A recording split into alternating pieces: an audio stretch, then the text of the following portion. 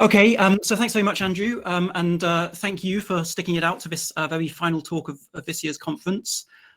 Being the final speaker, I think it probably falls on me to briefly say a huge thank you on behalf of all of the participants and speakers to the organising committee of SBDM this year. It must have been an extraordinarily difficult conference to put together, not knowing whether we might be able to meet in Paris or online, as it turned out eventually.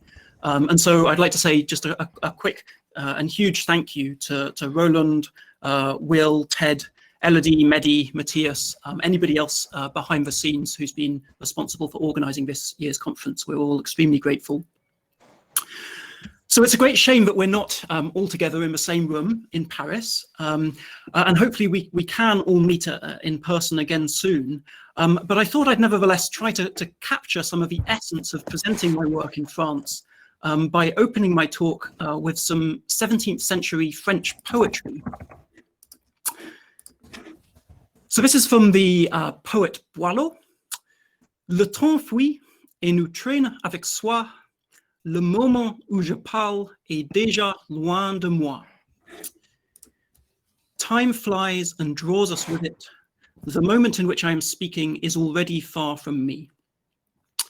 And I apologize to the many francophones in the audience for any mispronunciation there. So why have I opened with this quote? Well, it's actually because this is also a quote that's used by another famous old gentleman.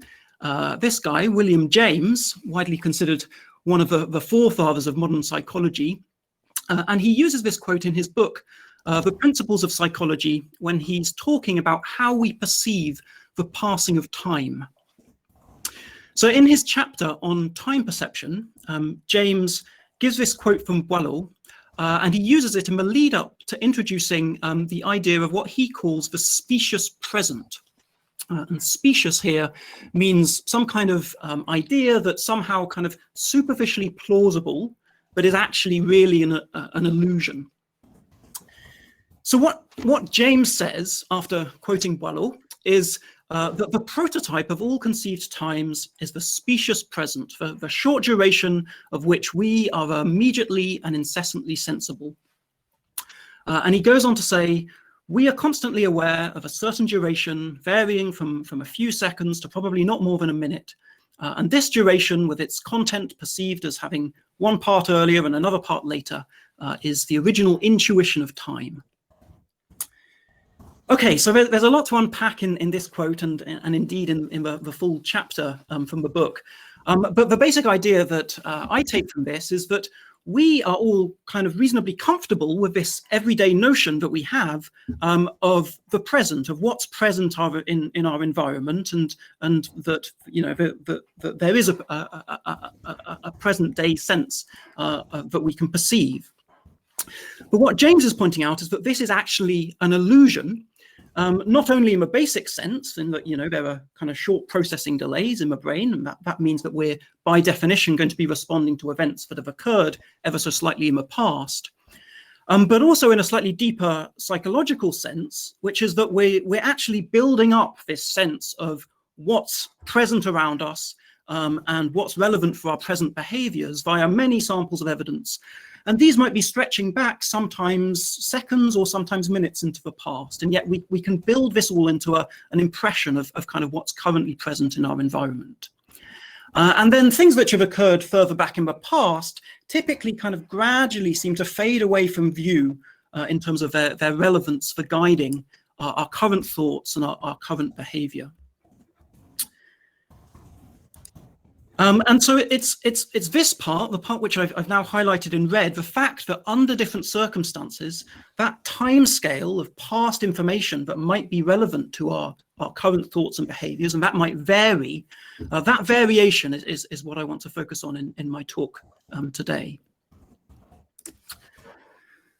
Okay, so now let's turn to decision making, and now let's think about what we're normally asking our participants to do in our decision-making task. So here's the paradigmatic dot motion task that I'm sure is familiar to virtually everyone here in this conference.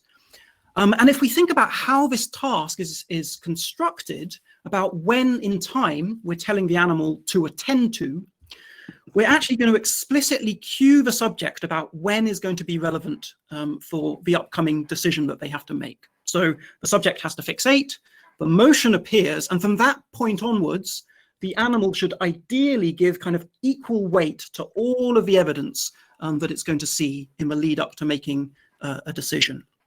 And so I would argue that we're now explicitly cueing the subject that the present for this decision process begins at the time of emotion onset.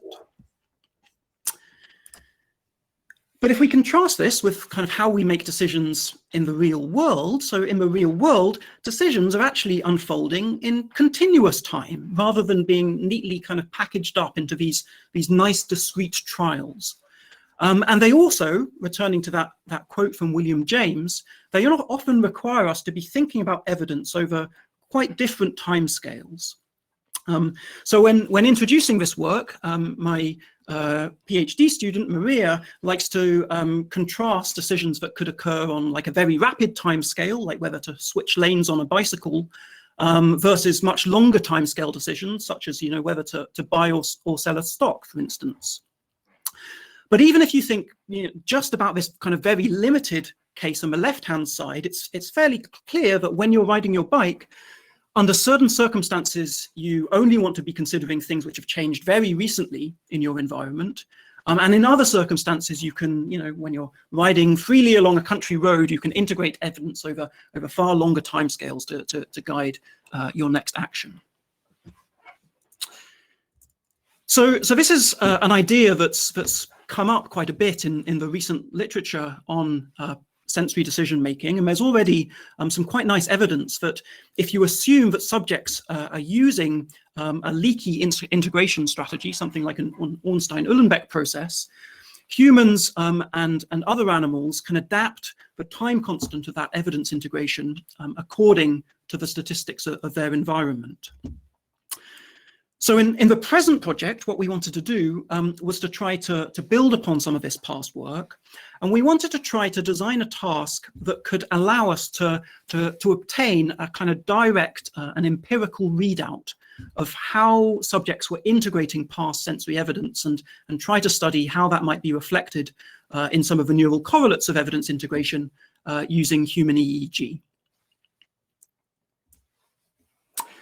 Okay, so in order to do this, we took the classic random dot motion task, but we modified it quite substantially. So our human volunteers were going to performed this continuous version of the random dot motion task, and we asked them to attend to the motion stimulus for an extended block of time of up to 5 minutes or so in duration. And during this time, the net average motion coherence, which you can see here in black, most of the time that is going to be set to 0. So the mean motion coherence is not going to be moving on average to the left or the right.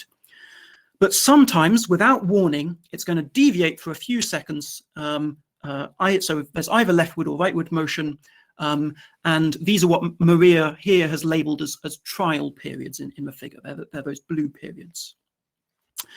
But it's important to remember that these are not actually being explicitly signaled to the participant. So the trial, the subject just has to detect these changes without warning. And subjects are going to be rewarded if they successfully detect those periods, and they're going to be punished if they fail to detect them, or if they respond when the net motion is on average 0. But in case that doesn't sound difficult enough, we also added a slight twist to this by injecting noise into that net motion coherence. And we change up this noise every few hundred milliseconds or so.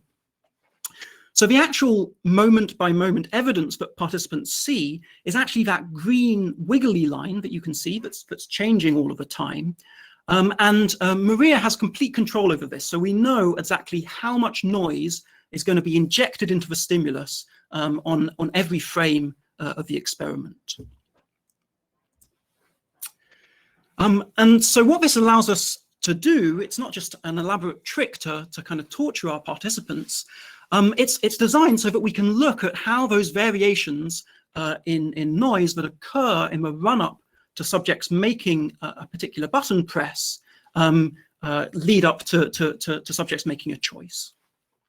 And so there are a few ways in which you could perform this kind of reverse correlation analysis, but the very simplest way is just to take the times that have led up to the time when subjects have made a response, and then just average back in time the noise which preceded that button press. And this gives us, we think, a kind of direct window into, on average, how subjects weigh the past sensory information when they're deciding to make a choice.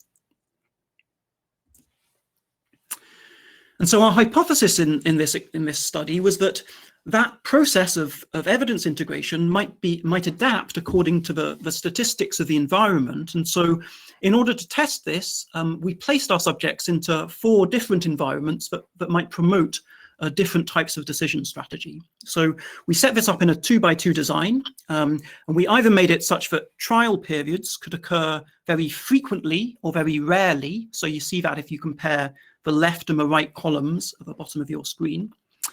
Or we manipulated it so that the trial periods varied in length. So they were either longer in duration, which makes them slightly easier to detect, or they might be shorter in duration. You can see that if you compare the rows. And so our hypothesis was that these manipulations might then affect the time course over which that past information is being discarded when subjects are making a decision over what the average net motion coherence is when those trial periods have occurred. Okay, so first of all, here's some very simple evidence that subjects seem to adapt their behavior according to the different environments. So if we just focus on the long trials first, the ones which are matched in terms of the difficulty, in terms of how long subjects have got to detect them, you can see that unsurprisingly, participants get better if you increase the total amount of motion coherence that's in those trial periods. But they also tend to be more cautious in responding when those trial periods are rare rather than when they're frequent. And so this means that on average, they tend to detect fewer of those trial periods successfully. The trials which are shorter in duration are, of course, slightly more difficult to detect in a background of noise, but here we still see that same effect. So subjects seem to be adapting their behavior to detect more trials in a condition where the trials on average are occurring more frequently.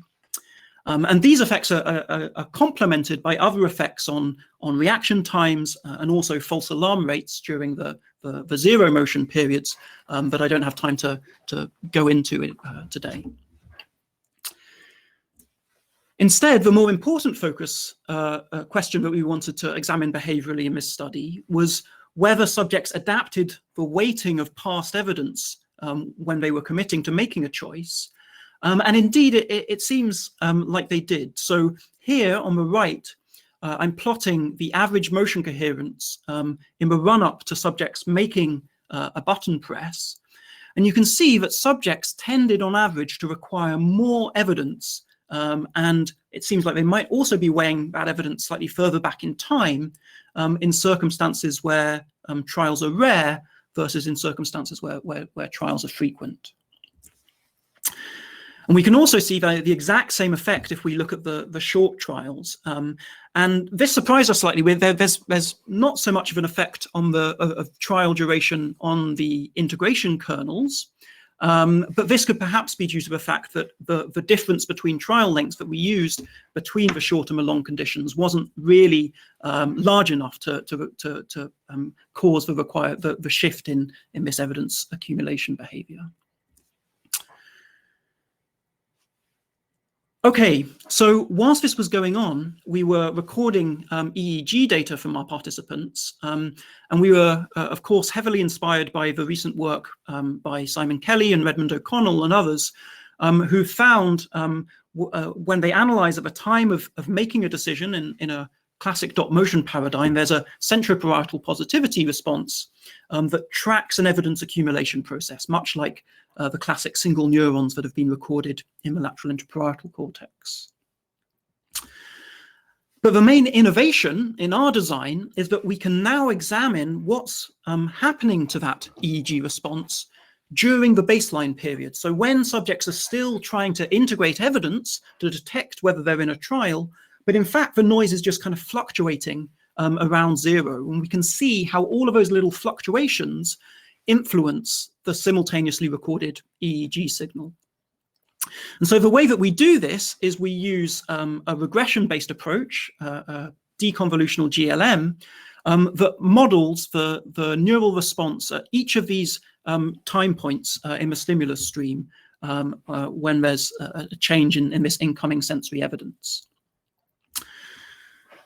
And so when Maria does this and looks just at the time when there's a change in the sensory evidence stream, she sees a nice centroparietal scalp topography that peaks a few hundred milliseconds after each of those individual jump events.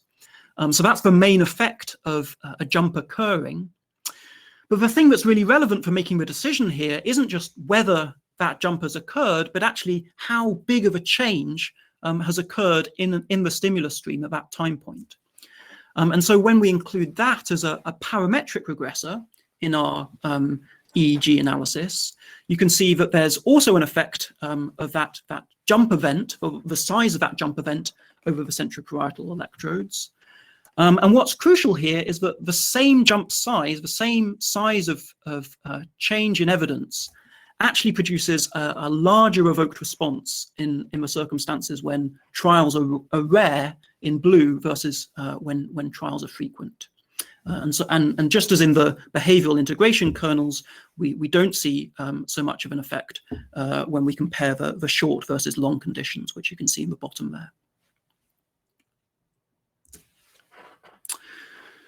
The final thing that Maria did with these EEG experiments was a small control study, just to try and pick apart these centroparietal responses a little bit more carefully.